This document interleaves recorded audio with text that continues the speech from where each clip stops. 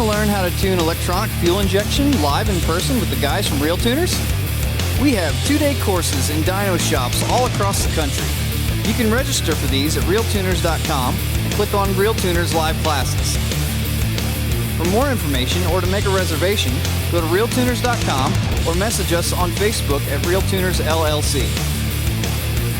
Now, about those classes. When are they, you might ask? Standalone EFI Level 1 in Norwalk, Ohio on January 19th and 20th at Busher Racing. Mopar Factory ECU training, January 26th and 27th at Trip Pro Motorsports in Palm Bay, Florida with Rick Tapp. Standalone EFI Level 1 course, February 23rd and 24th in Las Vegas at Revolution Street Cars. On March 2nd, a special 1-day advanced course at Dynocom Industries in Fort Worth, Texas. April 13th and 14th, a Level 1 EFI course at Endless Performance in Milwaukee, Wisconsin. April 27th and 28th, an advanced class at 417 Motorsports in Springfield, Missouri. May 18th and 19th, standalone EFI Level 1 class at 417 Motorsports in Springfield, Missouri. June 15th and 16th, a Level 2 advanced course in Milwaukee, Wisconsin at Endless Performance. And of course, we will be trying to schedule more classes and more dates throughout the year, so keep checking back for more info.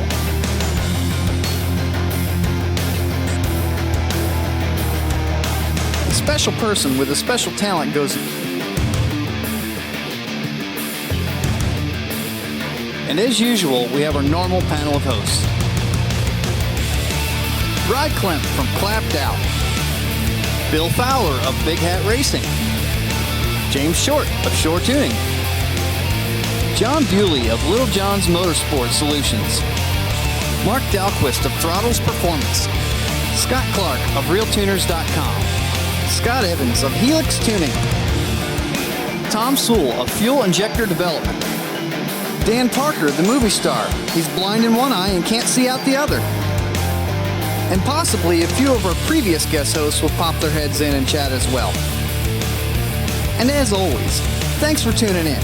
Now let's get this show on the road.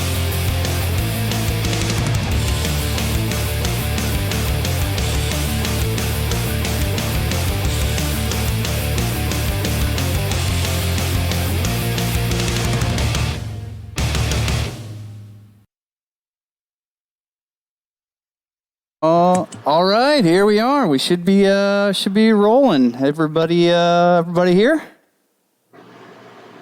Hola. Hey, I'm Mr. here. Bewley, Mr. Yep. Mark. Presidente. All right. Well, what do we got? Episode 70. Happy New Year, everybody. Welcome to 2019. I think we're just going to do a question and answer tonight, just real straightforward. You ask the questions, we will answer as best as we can, and if we don't know, we will look it up on Google. Let's get caught up from 2018. Mr. Bewley, it took a couple of weeks off work. Did you get recuperated, rejuvenated, and ready to go? Oh, the batteries are charged. I took like 11 straight days off. I didn't even drive past my shop for like 2 weeks. I didn't even want to see it. So I stayed home, stayed gone, went and got the daughter in Missouri and out of Missouri and spent a week with her for Christmas. So it was good to have a little break here and get situated and get ready for the insanity that is going to be the first quarter, like usual. Mm-hmm. And it didn't disappoint when I got to the shop today. Never does. Last time I talked with Mr. Evans, I think he had walked 57 miles in one day or something like that. And 1 week. yeah, and 50. I thought it was like a day, but I was you putting were on like limping. 9 a day, yeah. How have you settled down now? Is everything back to normal? My left foot was in a world of hurt, and I was soaking it a lot in hot water and Epsom salts, and it's much better than it used to be.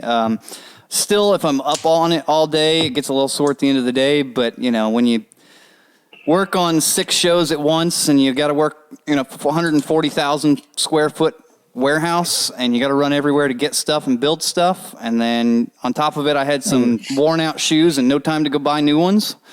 So I got new shoes. Everything's settling down. It's getting better.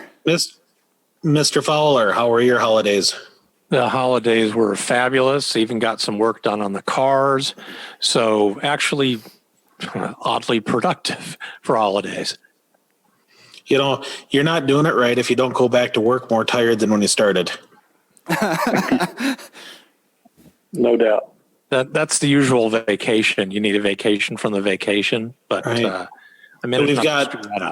We've also got Dan Parker on tonight. I'm sure everybody remembers Dan. Have you had any interesting stories lately, Dan? I know you've always got something good going on.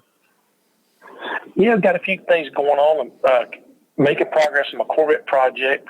And I don't know if anybody's seen the link on competitionplus.com where Joey Martin from Joey Martin Race Cars, he built himself a 4-seat street buggy with a 1,000 horsepower twin turbo 6.2 LS3 6L80 with all strange components.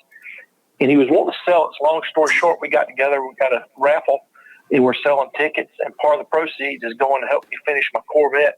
I appreciate Joey Martin stepping up and helping me with that. And then I'm also did a little research for, it's called acoustic shooting for the blind. And so basically it has a laser system, and as you get closer to bullseye center, the sound increases.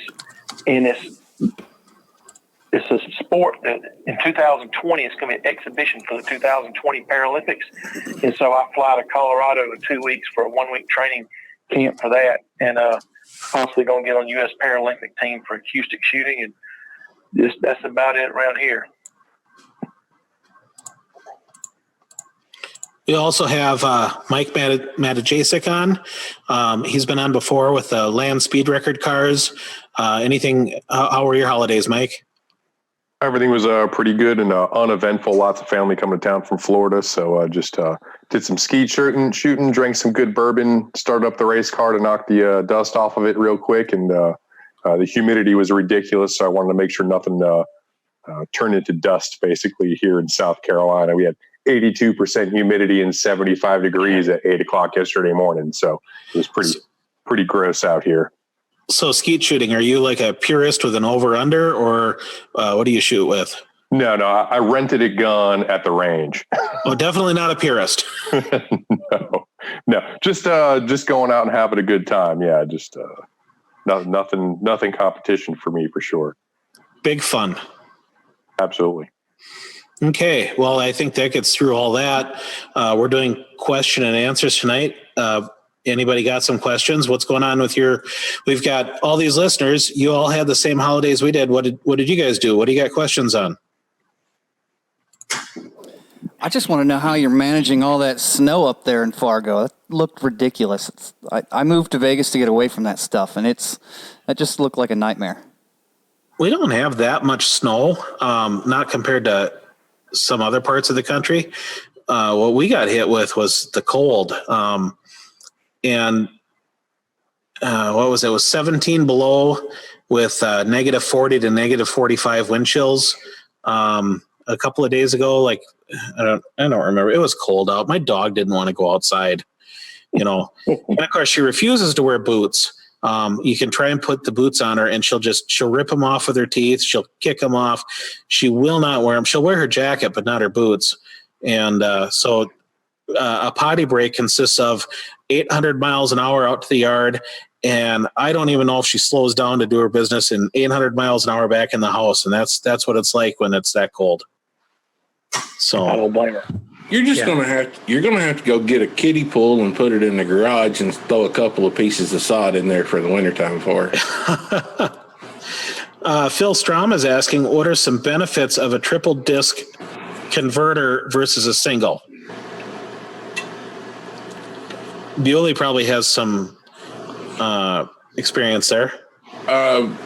Single disc, no application of lockup at wide open, and the triple disc has all that extra area on the clutches, interaction area on the clutches, and you can usually lock a triple up at wide open throttle under full power, where you can't do that to a single.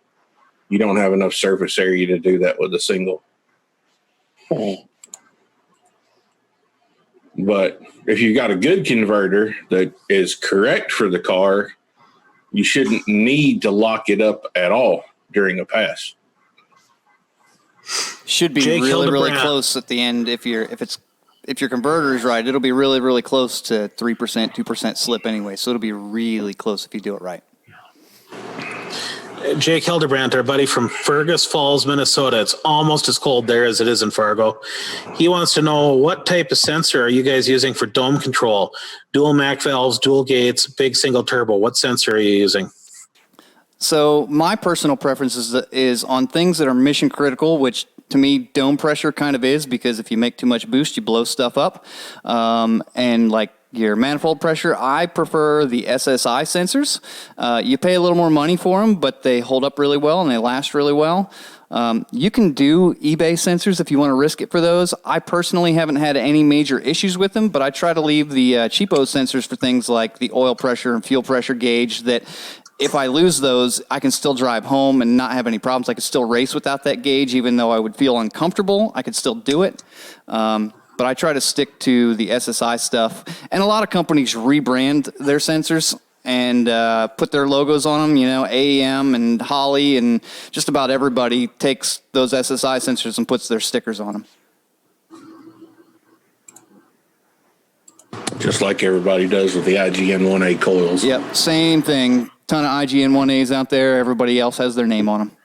Just got to be careful not to buy them off the internet from some random company that might have bought the Japanese, Chinese, whatever version. Yeah, there's the Mercury Marine IGN 1A, and then there's the other ones. Yeah. And I forget the company that actually makes the Mercury one. I had it written down at some point, but there is actually a difference as far as reliability, as I understand it. So that design originated at Pantera EFI, but I'm not clear on who the best manufacturer of that design is at this point. Yeah, it was originally Pantera, and then it was bought out by someone else, and I forget who. But those are the ones to have. On that sensor, James McGinnis had a follow-up question regarding anyone's experience with a Honeywell PX3. So the Honeywell ones are the more budget-friendly ones. They still work pretty good. I like to make sure I remote mount all the Honeywell ones, where the SSIs are a lot more tolerant if you need to mount it directly to something. Honeywells just fail a little more often with vibrations. But it still works great. They're fine.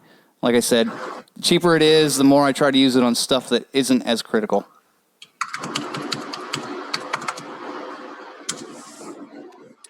So TurboSmart was showing something that uses a rare earth magnet that mounts directly onto the unit and at PRI. Now, is that different than all these other sensors, or is that a variation on the same thing? I saw it, but I'm not qualified to speak about it. I have no idea. I haven't even seen that thing. Back on the converter thing, John, one of the listeners pointed out that locking up the converter can also depend on how good your input shaft is on the transmission, if you're pushing it that hard. Amen to that. And then Phil Strom is going, isn't the point of the converter to have slip or question mark? Well, it's not necessarily the point of the converter to have slip, except for when you're trying to come up against the converter while stationary. But once you're up above the RPM range you need to be at, basically your quote unquote stall speed, and you're in the engine's efficient operating range, the more efficient the converter is, the less slip it will have. It's a certain amount of slippage is good. Too much slippage is inefficient. I'm trying to. I think the other thing he's kind of alluding to is, where does that play in relative to torque multiplication in the converter? which is also an element of that. But as you get close to lockup, or you get close to that 1, 2, 3, 4, 5% efficiency, then you lose torque multiplication. Yep. Yeah, but at the point the converter comes below 5% slip, you're already going fast enough that you don't need the torque multiplication anyway. Right, because your RPM is up at that point. Yeah. So it's you're going to find that there are converters out there that, let's say, you'll have two converters that have a 5,000 RPM stall speed. Both converters claim this, both converters claim that, and yet each converter is going to react completely differently in the car. And there's enough to it that it's worth the money to have a quote-unquote converter guy. Personally, I'm a Cohen guy. I don't do a lot with turbo builds. Bewley will send you to PTC. He's got a lot of experience, a lot of good results with PTC. But the point is there's a lot of good converter companies out there. When you find somebody that you can work with and that you get good results from, that's who you stay with. Especially if you get some, go ahead. There's some companies out there that specialize that end up having a better result in certain types of combos than others. You know, like Neil Chance, for example. Some of Neil Chance's bigger diameter converters, they work great in big block turbo cars that make, a ton of torque, but they end up being too tight in a small block turbo car. You know, I've got guys with big block turbo cars that run Chance converters, and they react, and we get just as good a result out of the Chance converter as we do out of the PTC converter behind the small block. But, it's just, does the converter do what you need to do when you need it to do it? I was going to say pretty much the exact same thing, that you'll find that some makers are really good at one thing and mediocre at something else, and you got to figure out which company focuses on certain things, like, are they a small block company? Are they a big block company? Do they specialize in LS trucks? There's plenty of good converters from plenty of different companies. And just because a company has good success with one type of vehicle in one specific situation doesn't necessarily mean they're going to be good or bad with something else. Agreed. Yeah, so James McGinnis made a comment about input shaft and then the OD sprag and a 4L80E. Talking with a couple of the transmission makers at PRI, there are some solutions coming to that part. So, for example, Cone was talking about having a new part for that to be able to get beyond what they consider kind of the 1,500 horsepower barrier with the 4L80E. And a number of the companies were displaying along with the new Reed case for the 4L80. So lots of fun stuff coming on that. And James' other comment, what is the fix for too much RPM drop on the shift? Then is the converter too tight down low for the given RPM, or I'm sorry, the given horsepower? Anybody want to comment on that? So it's dropping too much on the shift? That's what he's saying? Yeah, that's what the question says, yes. Well, a looser stator is a solution to that if it's dropping too much on the shift. One thing you'll find with PTC converters, and one thing that I run into with them, is it's not about how much they drop on the shift, because we found that a certain PTC converter in a certain application will drop back to the same RPM no matter what RPM you shift it at. You shift it at 68, it'll drop to 58. Okay, that's only 1,000. Well, you shift it at 74, it'll still drop to 58. I mean, that's 1,400. It's even more, 1,600. So we end up trying to find that what I call fallback RPM, the RPM that the converter drops back to. And I'm looking for that number. I'm looking for that RPM point, and I'm looking to match a stator to get me the correct distance away from the point that I want to shift the engine at. So if, say, a 1540, you take a 1540 stator and it's falling back to 6,200, and I want to shift I've got a power glide in the car and I want about 1,000 RPM worth of fallback, but the motor makes power all the way to 7,500. So I want to bring that fallback RPM up just a little bit. So I'd probably step up to like a 1640 to let that fallback RPM come in a little higher and not kick the motor in the teeth so hard on the gear change. A lot of that fallback RPM is directly related to how much power you make, because the more power you make, the more slip you get, and the basically the stall of the converter is going to be what your power is. If it might only stall up to 4,500 at the line, but that fallback is relation to now you're making so much more power, and it falls down to what would be its new stall speed at that amount of power. Yeah, there is no magic in converters. It's you get close as you can get on the first try, get data, and then make adjustments from there. I honestly feel happy, and I'm happy if I can get a combination doing what I want it to do by the second converter change. And a lot of companies offer a one-time free restall. You just have to pay the money to ship it back to them and get it back to you. So it's free if you pay shipping. Some companies some companies charge a little less. Some companies charge a little more. Some companies, you can just keep sending it back and they'll keep working with you. Depends on who you are, what you know, what you're doing. Sometimes you got a combo that wants something weird and you just got to keep trying. Sometimes you'll nail it on the first or second try and get lucky. All right, John, I've got one for you here.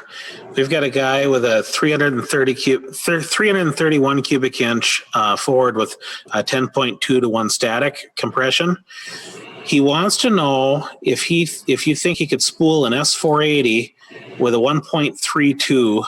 I'm guessing that's the AR there. Yep. With 236 degrees at 50 on the intake, 236 on the exhaust, and 115 lobe separation, +5, meaning the intake center is on a 110 and the exhaust center is on a 120. If the person on the computer knows what they're doing, yeah. There you go, Jacob. It shouldn't be too difficult if you can make it run right. And guys, there was a question from a very different direction. Mike Scott asks, Mustang Fox body rear suspension settings. His question is, treat them more like a traditional 4-link or completely different? And like all things, the answer is a little bit in the middle. They're like a traditional 4-link in the sense that you are looking at a virtual instant center. They're like a traditional 4-link in that you're going to be trying to figure out where you need to be relative to the 100% anti-squat line, which is a set of calculations. If you go on the web, there's 4 or 5 different tools out there that can show you how to develop that, as well as if you want to measure both the vertical and the horizontal center of gravity, which is something you need to know. A better shortcut, in my view, is to work. So, for example, I work with Mike at GRZ on getting those settings right. The biggest thing most people have to do right out of the gate is lower the lower control arm pickup point on the housing to get at that angle, so it is coming up as it goes forward, up into the body of the car, so to speak, because that's where most people end up. Otherwise, they end up with an IC that's somewhere about the front tire. So that's sort of start number one, and then looking at adjustability either on the top of the housing or in addition at the chassis, where you need to reinforce it where it meets that welded up bunch of crap on the chassis of the car for the upper control arm. And if you get those things both stiff and adjustable, you'll be able to make the proper IC adjustments, which will allow you to get the ride height you probably desire and get the IC working. And remember that the instant center the car is going to want is different for a drag radial, very different, versus, say, a bias hugely different. Yeah.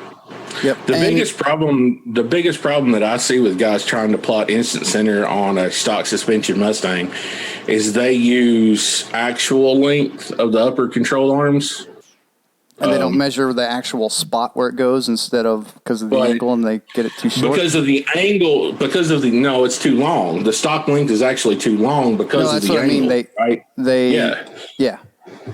Because its actual operational length is the linear distance parallel to the center line of the car from the housing mount center line to the body mount center line.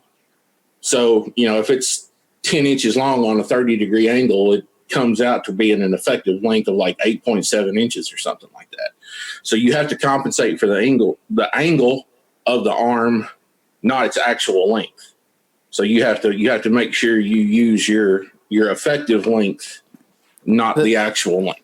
The thing that I see all the time is that people plot like just the rear end holes, and they plot a chassis hole height, and then they rely on the length of that arm, and they say, oh, it's 17 inches forward, or whatever, and they plot that chassis hole at 17 inches, not at the angled distance, which is slightly shorter than 17 inches, right? So which messes up their measurements. And the other big thing that people do is they'll pick it up on a lift. You got to remember, you got to measure those things sitting on the ground, suspension settled, drive it around the block, make sure everything's set and squatted down the way it normally sits at rest, and then do your measurements. Yeah, if you have a 4-post and you've checked it out for level and you can roll the car back and forth, you can get that pretty good. But to everybody's point, as you lay it out, if you're going to lay it out on the ground, you can use your plumb bobs, lay out the actual points. But when you're calculating it, you're going to want to square everything up. So you're dealing with right angles and measurements, which is why I go back to, you can do all that stuff and you can chase those things and you can attempt to measure the angles, the working angles that you've got, but that can be hard. If you were to measure it 3 times, you might end up with different results every 3 times. So a lot of times it's better to work from around stock and then work with your suspension parts manufacturer, the people you trust, kind of like we talked about in converters, so that you come up with a strategy and an approach and you can get close. Again, maybe I am plugging TRZ a little bit, but working with those guys, I was in California, they're in Florida. Nevertheless, we got the car working really well right out of the gate, just by talking about what bar height and which holes in which place, because we were working with known components. So that can be a huge help, whatever your manufacturer of choice is. Yeah, the companies that are out there now on the Mustang rear suspension, every one of them has got a good grasp of what it takes to make one work. The cars are 25 years old. It's guaranteed somebody knows how to get it done. Yeah, Team Z, TRZ, Racecraft, all those guys know what the deal is with that suspension, and they can help get everything plotted out and like it needs to be. Jeremy Hedman wants to know where would the best reliable source be to research suspension setup? That's a tough one because there's a lot of good information and a lot of bad information out there on the internet. I can go to one website and see both extremes of correct and very wrong. So that's kind of hard to say. There's Jerry Bickle. Yeah, you can do things like book.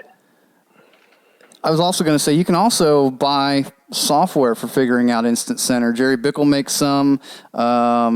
What's the other one? The 4Link software from. Why can I not think of their company? 4Link Wizard. Yeah, there's another one too. I actually use it. Performance Trends is the other one that they make some, and they all work well and they all do the job correctly, assuming your measurements are correct. And it also, the numbers that it spits out don't necessarily mean that because an anti-squat of X amount and bar length of X amount works on your car, doesn't mean it will work on another car, because the weight plays into it, how the weight distribution is, where all the weight in the car sits, if the weight is higher, if the weight is lower, how much rotating mass you have, how much sprung and unsprung weight you have. So it's going to be slightly different on every car. But most of those softwares will get you a good starting point, so at least you can go to the track, you can try to make passes, and you can adjust from there to see what works on your car.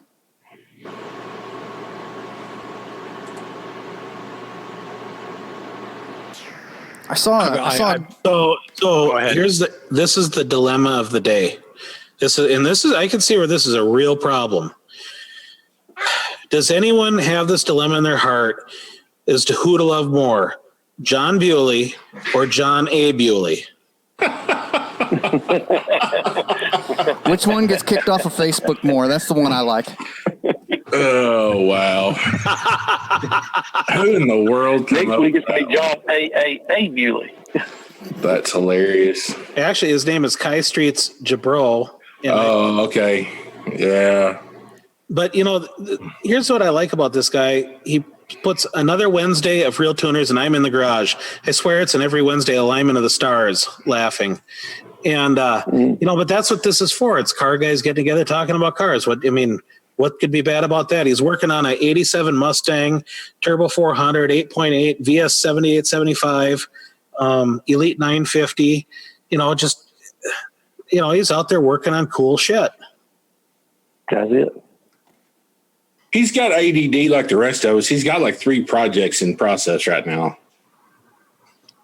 He makes me laugh. Between the BMW and the other 2, it's funny. It's okay to have more than one project because that way you can drop the one you're frustrated with and go back over to the other one you were frustrated with. Right. You learned something by listening to somebody on the interwebs and you go back to it and mess. Hey, Scott. Back again.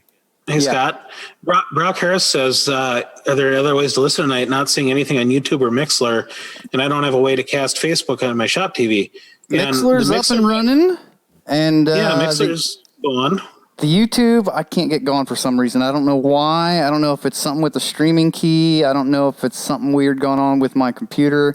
I just wasn't able to troubleshoot it in time to figure it out. So, yes on Mixler, no on YouTube. Correct. But we will post to YouTube later once the I will final absolutely push it up to YouTube afterwards. Yep. Brandon B on Mixler, if you're putting a motor in something that you have to fabricate motor mounts for, is it worth doing engine plates? Yes, every single time. If you can put a motor plate in a car, it's worth it. Absolutely. Yeah. Regular engine mounts shouldn't even be used. They just do it because it's convenient. I hate them. Yeah, I much prefer a motor plate, mid plate setup over engine mounts every time. You have so much more room to work with things, much more options on where you can route things at in the engine bay at that point. Gives you an extra mounting surface for other pieces and other peripherals that don't need to run off of a belt. That don't have to be engine specific to what you're putting something in. Yep. Like one of the greatest thing in the world is like being able to use, for the biggest one that I run into personally, is using the Waterman cable drive setups for the cable drive for the pump in the back. If you've got a motor plate, you can take the big block or the small block Chevy mount and mount it in the right spot on the motor plate. You don't have to worry about putting it on a block. Yep. And that makes life so much easy. It makes life really, really easy to get that lined up and make that work. And then it's just a matter of a mandrel and a pulley to make that work. Yep. Or running it off the HTD hub if you have the right ATI balancer. Yeah, or a third alternative is to run it off of a hex. If you're running an external oil pump, a vacuum pump like a Peterson or some of the others out there, you can do it that way. So one belt, 3 things, that's nice and efficient and really helps with packaging. Joey VR says, with a motor plate, does the trans need to be solid mounted as well? No, you don't want to solid mount the transmission because the chassis will flex some. And you will break that housing. Yep, you either need to just let it hang or put a rubber mount back there for the transmission. You also have to remember with motor mounts, you need some sort of a lateral limiter to keep it from moving front to back. And I have seen the transmission mount used for that with a rubber, but that does allow some movement versus like a couple of or a poly, and that will act as a lateral limiter. Yeah, polyurethane bushing for the tail on the for the mount on the transmission will work just great with that. And that's usually what I recommend because it helps to be a stabilizer and acts partially as a travel limiter. If you don't do that, you definitely want to use like a Heim joint style limiter where you can put it on one end, put it on the other, and pull it to tension just so it's got just a half a turn of tension on it, and then you can lock it down.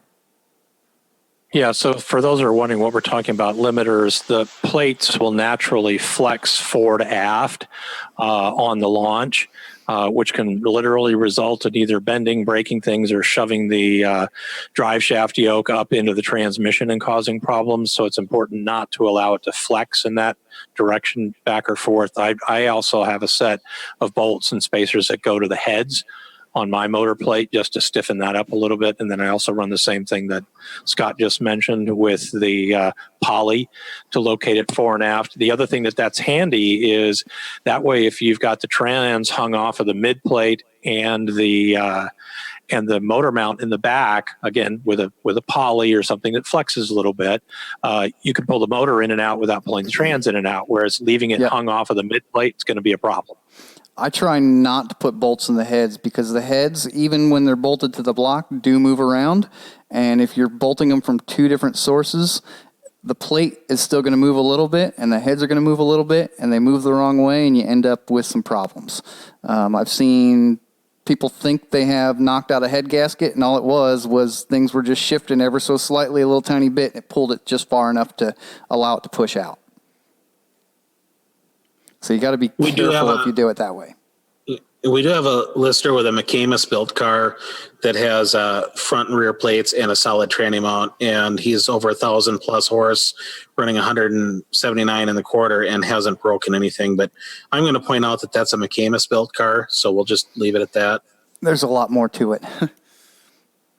Yeah, if everything is perfect and stiff and nothing moves relatively over that length, hey, great.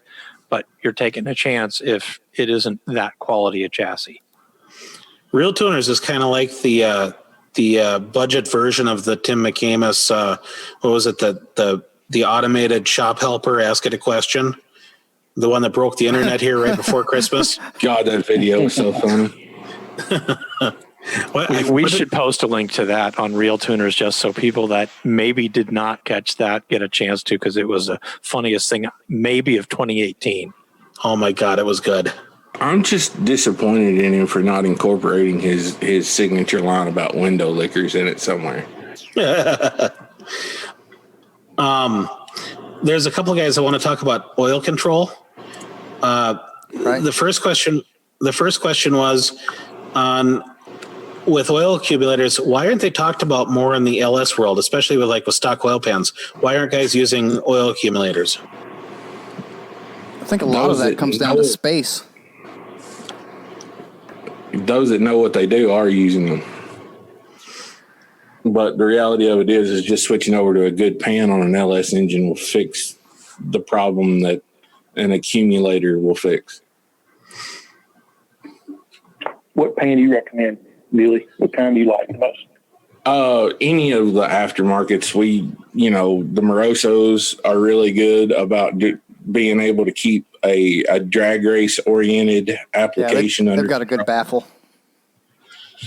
Yeah, the Morosos, the Stephs are good. They're a little bit pricey. I don't see them used a whole lot.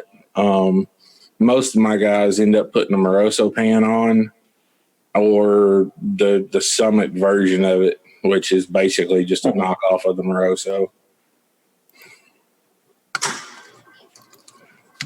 I think the other thing for an accumulator is to think about how you're managing volume in the pan, what you're using for an oiling system. Are you still using a stock or improved stock style pump?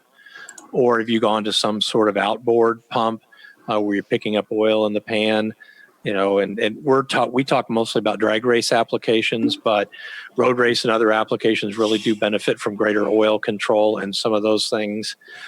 Do any of you guys ever look about using accumulators from a spool down, spinning the spool on the turbo? People used to talk about that. I don't know if that's real. It's not something I've ever experienced, because if somebody comes and just does a short cool down period correctly, there's not that much issue about, what happens between shut off and the turbo stopping. The other oil question we had was Simon Isipi.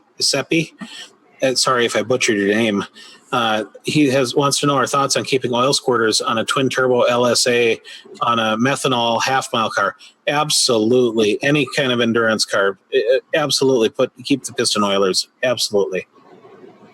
Those piston oilers actually help with creating a lot of cooling for the pistons, and keeping the pistons cool means keeping them alive.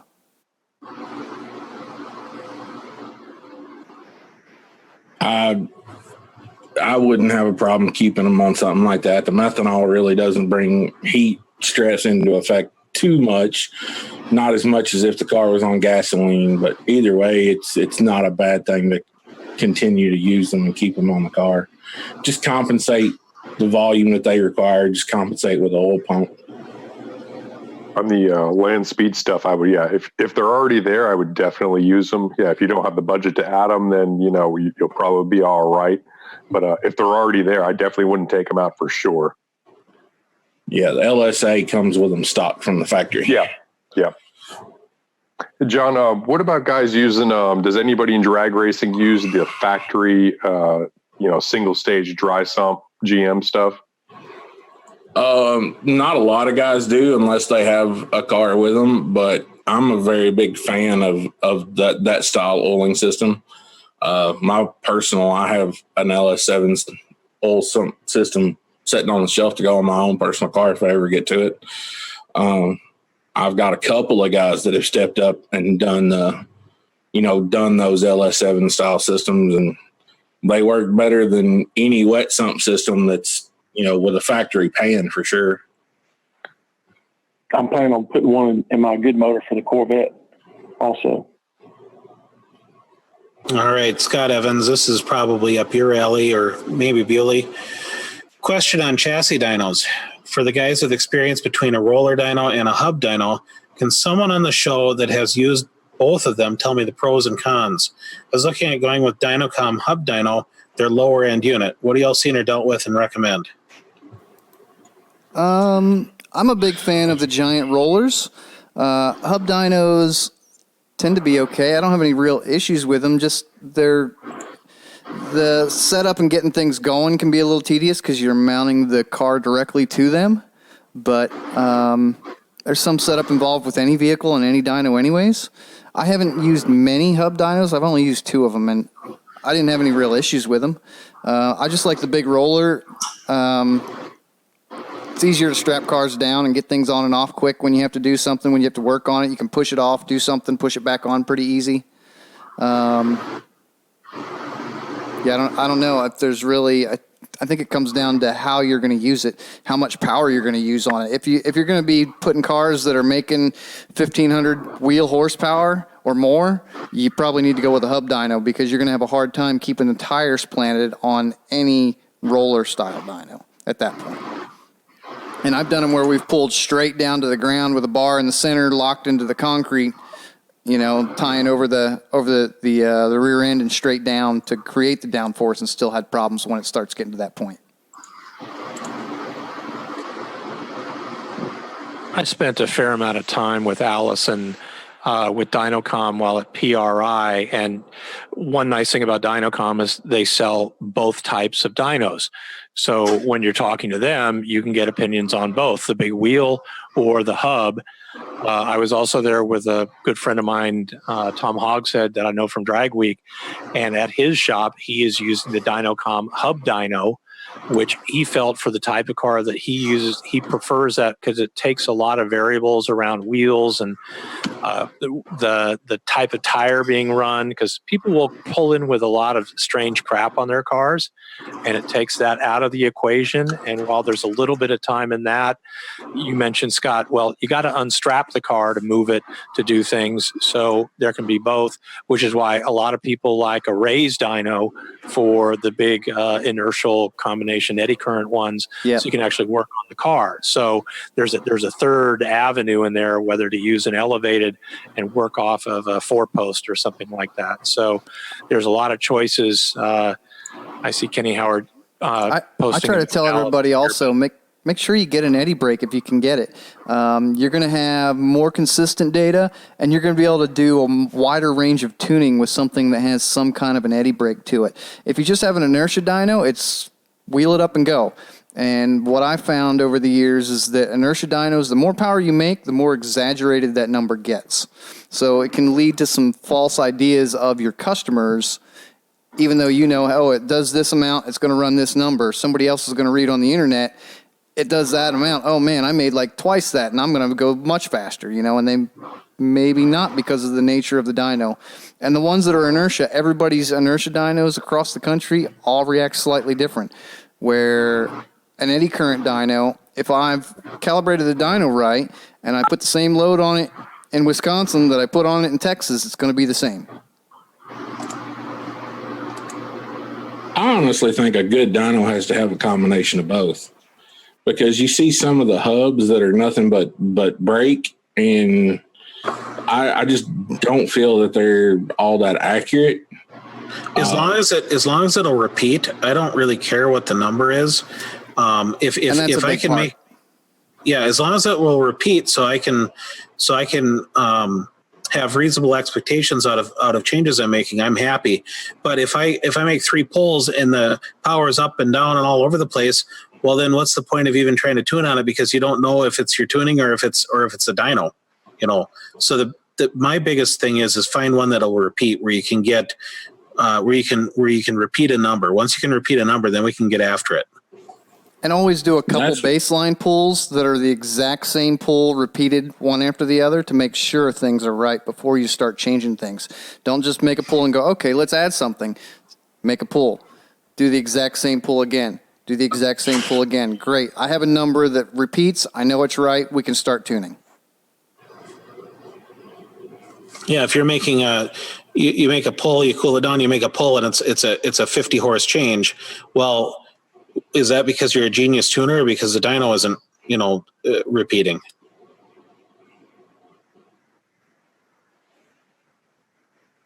Dyno horsepower, Kyle Hunt, dyno horsepower is directly related to how much you tip your dyno operator.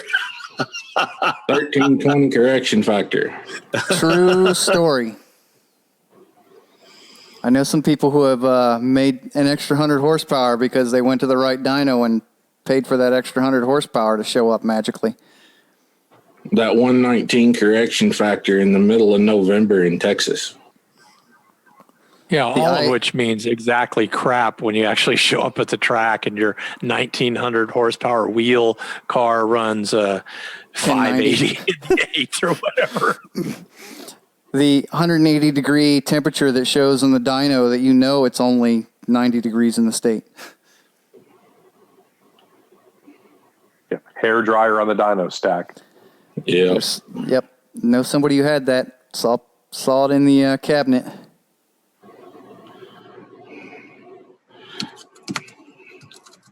Carmine makes an interesting observation. He says, on a quote, unloaded dyno, my turbo car will not make any power over 5,800 at the track. It makes power to 67 to 6,800. Yes, very much so. The unloaded dyno, once it's rolling, it doesn't take as much power to accelerate it as something that has a brake of some sort on it that's holding it back, which the road, when you drive down the track, you have the friction and wind resistance creating that extra weight that's making it work harder to do its job. So at the track, it's going to make more boost than it will on an unloaded dyno. Another reason to go with something that has some sort of a brake, some sort of an eddy current, something to control how much force is put back against the car. Yeah, and so Justin Barrera, when you're talking about the Dynacom hub dyno, not just for power pulls, but for locking down the cells, meaning you want to do step tuning, meaning you might want to do some intermediate drivability tuning. They're really good for that because you can manage all of those things. And the new software, again, this wasn't intended to be a Dynacom commercial, but the guys at Mustang, Dynacom have some amazing software now that really makes all of that type of tuning just so much better. And you'll end up with a vehicle that's really ready to go after you pull it off the dyno. You said Mustang Dynacom. I thought those were two separate companies. I meant to say that those were two separate companies. If it came out wrong, I was saying that both Mustang and Dynacom have very cool new software. And being able to hold it, you not only can pick on those things, they offer you multiple things. I can hold it at a speed, I can hold it at an RPM, I can hold it at a specific resistance, which is really, really nice. Tell it that you want it to hold 300 horsepower worth of weight on it, and it'll only move up higher when you're putting more into it, and you can really kind of roll it in and out yourself that way without having to do much. Tell it to stick at 3,000 RPM. Now I can roll up and down in the manifold pressures at 3,000 RPM to work on the table. Move it up to 4,000. Do the same thing, right? You can step right through it. Speed-wise, the biggest thing I like doing the speed is I can put a car that I'm looking for a speedometer number on. I can tell it stop it at 70 miles an hour because that's realistically what a large portion of highways across the country are at. I can go 70 miles an hour, lock it down to that, and when I hit that, then I can look at my speedo and see how far off it is, and I can adjust my speedo on my car to match. So I at least know that I have something that has the right number to use that for data later on. And that's a huge thing if you're doing somebody who drives their vehicle every day or drives it, to and from and wherever. It's not just a track car.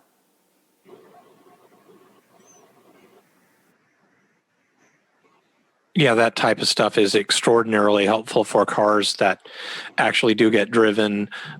You can even do a lot of other things like making sure, when your AC comes on and off and when your fans come on and off. And so there's a lot of, if you're using an ECU to manage 47 different things on the car, that's a great place to science that stuff out instead of on the side of the road somewhere when I forgot to turn the fans on in the ECU and the temp went to God knows where.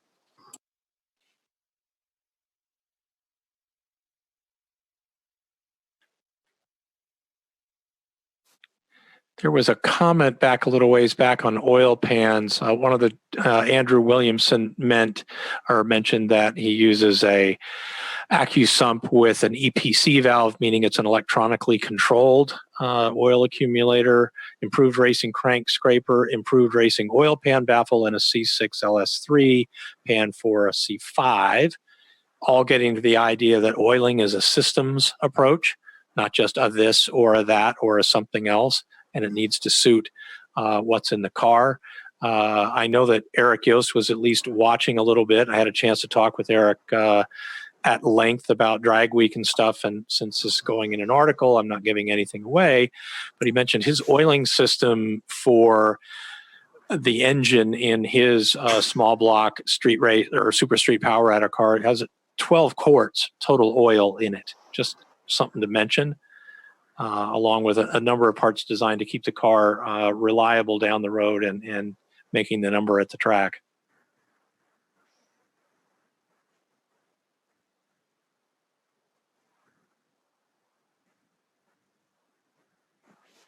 Cool.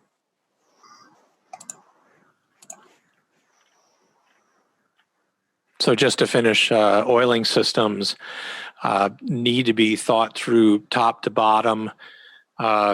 Different. If we get away from some of the engines we talk about here all the time, each of them have their peculiarities. John, something we hear a lot about that people talk about is windage issues on the LS motors. And you said a pan cures most of that. Is that addressing that basically, or are there other things that need to be addressed for windage LS? There's, you need to run a windage tray in them. Switching the pan doesn't necessarily cure any windage issues, but it does help address pickup starvation on launch. Because if you take an F-body pan and you're in a drag race application about 130, 60 foot, 132, 60 foot, you'll start seeing issues with oil pressure drop on launch. And, the F-body pickup is at the front of the sump. And you're just literally just sloshing it away. And most people, step one to solving that issue is an improved racing baffle and an extra quart of oil. Well, that gets you down about 126. And then about 126, 60 foot, you'll start seeing starvation issues with those. And then, the next step is either an accumulator or going to a better design pan. And it's just, I personally like just going to a better design pan, like the Moroso pan. It's got the kickouts on each side, added capacity, which is never hurts anything when it comes to that situation. A couple of extra quarts and because when you take an F-body pan and you start adding oil above what its rated capacity is, you start raising that level and getting it closer to the crank, and windage actually increases because you've got the oil level closer to the crankshaft. So, the solution is just a different sump, a different style sump, a bigger sump, and going that way. In my opinion, trying to work with an F-body pan is just throwing good money after bad. I just go straight for a better design pan right from the start and fix the issue. So there was a couple of follow-up oil questions on LSs here. Daryl Hayes asked, what if you extended the pickup tube? Simon Isepi asks, would you suggest restricting the lifter gallery that doesn't feed the mains on an LSA? Is doing that sort of stuff common for different types of LS blocks and configurations? Restricting lifters, never do that if it's a hydraulic roller. I don't ever restrict the lifters. I always only keep it from going to the top end by putting in push rods with a restrictor. That way you still got oiling on the wheel, because that'll cause problems too if you don't keep enough oil there. And one of the things that, we've played around with using, Johnson's got a forced roller oil fed lifter now that's hydraulic roller. And that kind of eliminates the whole need for splash oiling the rollers. So you can do a little bit more with oil control with the LS there, but still I'm not a real big fan of restricting it. The Johnson lifter itself helps to kind of control the flow through that system, and without any need for additional restriction. Hey, all that shit you guys were saying about Allison Black, you better calm it down because it looks like she joined now. Oh Lord, here we go. Yeah, I was making that comment as well. That's perfect timing, Allison. Thank you for coming in. You missed all the wonderful things people said. There's a question here, John, about says, has anyone talked about the new Comp LS shaft rocker system on the podcast yet? And specifically, John, have you had a chance to get one or do Spintron testing on it, which I'm sure you did over the holidays? No, I did nothing. I have a set here. I don't know when I'm going to be able to get them on Brian Spintron and get them checked out. It's on the to-do list. There's some other things on the to-do list that I ran into as far as valve train and lifter preload and all of that good hokey pokey stuff when it comes to rocker rails right before Christmas. So there's a lot of things I've got pending right now to try and improve accuracy in the valve train of an LS engine. So something that showed up all over PRI are all the various lifter manufacturers and shaft rocker manufacturers showing their new bushing products. So whatever concerns people might have had in the past, it seems that that's the way the market has gone. Isky has a third generation of those, and people from, Tom Bailey to our friends up in Canada that run the nitrous Corvette, even little old me, have all been running those Isky bushing rockers or rollers for a long time, and now the T&D rockers that are going out along with the Manton rockers are going to, I don't know if anybody's seen the Manton rockers. God, are they pretty, going to bushings on the shaft rockers. So I think the bushing stuff is here to stay and should be something that people are looking at, all of which have pressurized oiling. Yeah, the comp shaft system for the LS is pressure fed as well. So you externally run, a -3 feed to the bar, and it feeds the bushing on all of them, which is awesome in my opinion. That's I think nice. that's a big step up. I think that's a big step up for keeping those alive. Not just, that's a completely separate thing to the stiffness that system is projected to add, into the valve train and the rocker stands on an LS. Hopefully they come out with one with bigger bolts. I would love to see Comp come up with another version of all those with like a 10 millimeter bolt instead of an 8.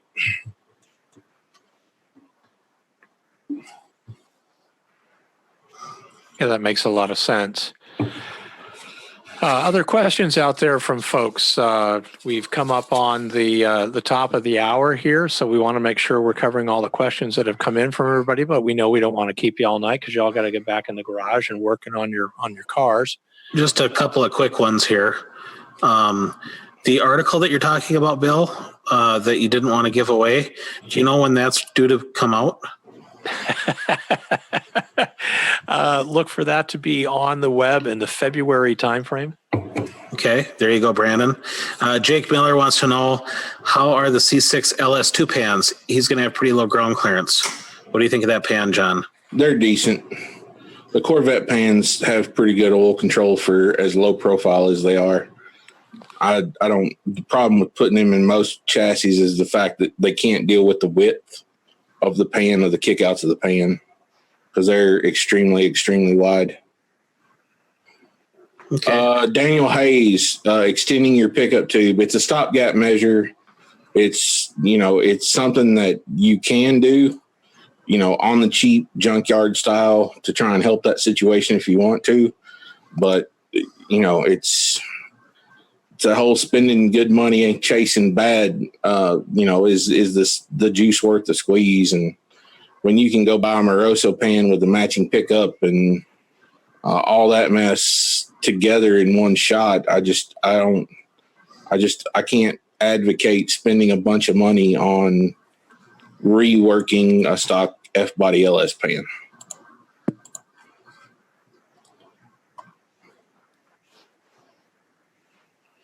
Well, I guess that it's probably going to wrap it up for us tonight, guys.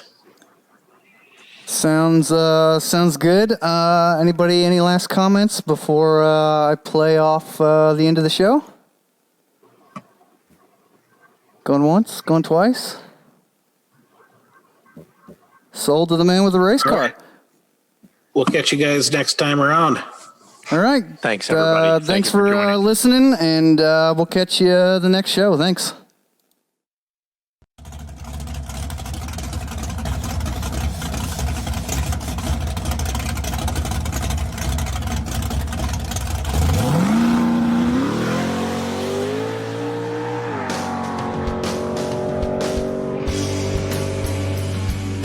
Do you want to learn how to tune electronic fuel injection live in person with the guys from RealTuners?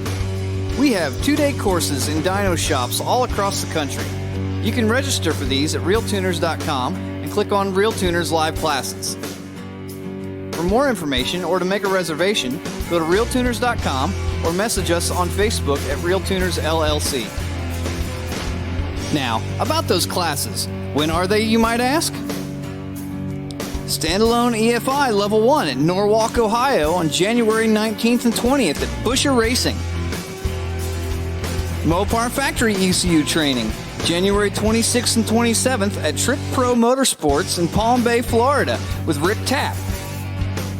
Standalone EFI Level 1 course, February 23rd and 24th in Las Vegas at Revolution Street Cars. On March 2nd, a special 1-day advanced course at Dynocom Industries in Fort Worth, Texas. April 13th and 14th, a Level 1 EFI course at Endless Performance in Milwaukee, Wisconsin. April 27th and 28th, an advanced class at 417 Motorsports in Springfield, Missouri. May 18th and 19th, standalone EFI Level 1 class at 417 Motorsports in Springfield, Missouri. June 15th and 16th, a Level 2 advanced course in Milwaukee, Wisconsin at Endless Performance. And of course, we will be trying to schedule more classes and more dates throughout the year, so keep checking back for more info.